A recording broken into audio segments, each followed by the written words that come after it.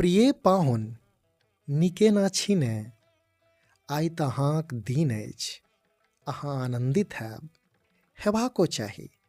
आनन्दित हमहूँ छी आ हमरा लगायत अहाँक सासुर सेहो।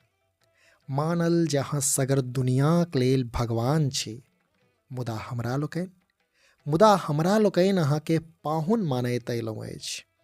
मिथिला आइयो अपन पाहुन मने जमाय आ बहिनोइमे अहींक रूप देखैत अछि।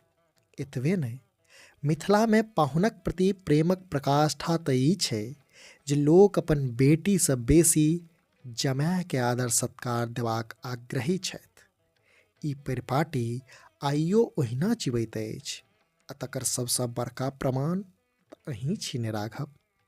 ई ककरोसँ नुकायल नहि अछि जे अहाँ लंका घुरलाक पछाति अपन मर्यादाक रक्षाक लेल हमर धियाक अग्नि परीक्षा लेलियै।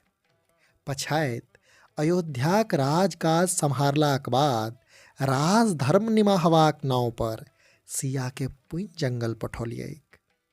अंतमे जानकी पताल प्रवेश लेली। मुदा कहू ने पाहुन, अहाँ तऽ सब किछु बुझै छी। कहू ने कि अहाँक प्रति हमरा लोकनिक अनुराग घटि गेल? कि अहाँके लगैत अछि जे मिथिला सियासँ मिसियो भरि कम स्नेह अहाँके देलक? नहि पाहुन, नहि। मिथिला अहाँके एखनो ओतबे मानैत अछि जते शिव धनुष भंग कयला काल अहाँसँ दुलार केने छल। मिथिला एखनो जेहने किशोरी मुड़ी तेहने किशोर हे कहि आनन्दित होइत अछि।